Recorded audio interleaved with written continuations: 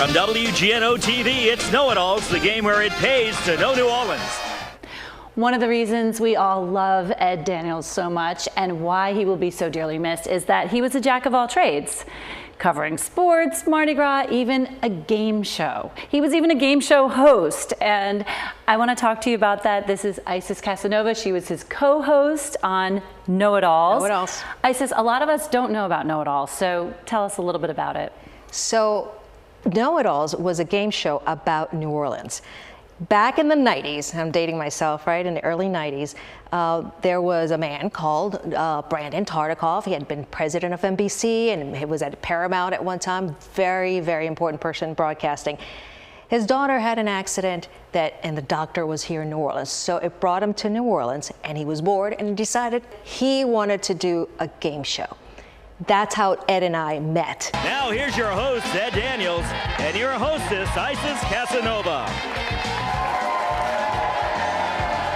My memories of Ed was he was so kind and so polite. Like not just like the people that he's close to, but he was just like that with every single person. And he was very serious too, but he had a dry sense of humor. And he was just really, really funny at times when he wanted to. It would just come out like he couldn't control himself. Hi, and thank you for joining us for a celebrity edition of Know-It-Alls. We certainly have two folks who fit the bill. None of us had ever done a game show. And so we were just kind of messing around all the time. Ed would come in, he was like the dad. All right, we got to get serious. Let's get to it, and get everybody in line. And you know, he brought a lot of clout to the show. Yes. Made it serious, made it respectable, and made it loved by everybody in the city. And what do you think it was about his personality that made him such a great game show host? You have to be in control of what you're doing. His seriousness, he was so steady. He was really, really steady and very professional all the time. A lot of people only know him from behind the sports desk. And I do feel like when we did Mardi Gras coverage, he was able to get a few, you know, fun and games in there. And it was, we were lucky to see that side of him. But you really got to see a lot of it. He was very, very sweet and very respectful with me. But he and Tommy would get into it, and they were always at each other. Telephone, because our home version of Know-It-Alls is coming up. Now, back to Ed Daniels. Tommy Tucker, thank you very much. You did pretty well in those lines, Tom. Thank you, Uncle Ed. You've been practicing? I have. Good. Keep it up. Laid off the booze. Hey, that's a first for you. I'm proud of you. You're going off to Cancun, Shirley. You got $1,950. Have you found a guest to take along with you? I think I'll take my husband since he put up with me studying.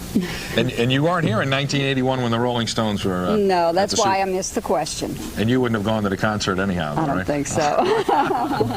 An honest answer indeed. Okay, let's go over to the king of the crew of Rogaine, Tommy Tucker. You dirty son. What do you think it was about Know-It-Alls that Ed loved so much? Because it was about New Orleans. It was about trivia about us. It wasn't just random trivia. It was everything about, and you learned a lot. There was a lot of New Orleans history that maybe you didn't learn in school. You learned it on the show. First steamboat, Shirley, with a calliope on it. A, Silver Moon, B, Natchez, or C, Robert E. Lee? Robert E. Lee? No, I'm sorry. It was A, the Silver Moon. We are very proud of our heritage here in town, and that's what the show was about. And that's definitely something that Ed Daniels was about. Oh, yeah. He loved New Orleans. He promoted it. He was a fixture in the community, and absolutely, yeah. He knew when to be funny and when to be silly, but when to be professional too. And that is somebody with a lot of class and with a lot of heart and passion for what they do. So. Well, you just described Ed Daniels perfectly. He really was a legend, a living legend, and our hearts are, you know, heavy at the moment. I moved away and then I came back, and when I started doing the Hispanic Heritage shows for WGNO, that's when I saw him and I was so excited. I'm like, oh my God, he's here. He's still here, right? Right. After all these years, he's still here. What do you think that says? I mean, exactly right. A person who really loves not just his job, but where he works and his city. Because as you know, when you work in broadcasting, you're like a nomad. You are moving around and looking for the next best thing. No, he was satisfied where he was. He was very happy. Yeah, and we were very happy, and we're going to miss him.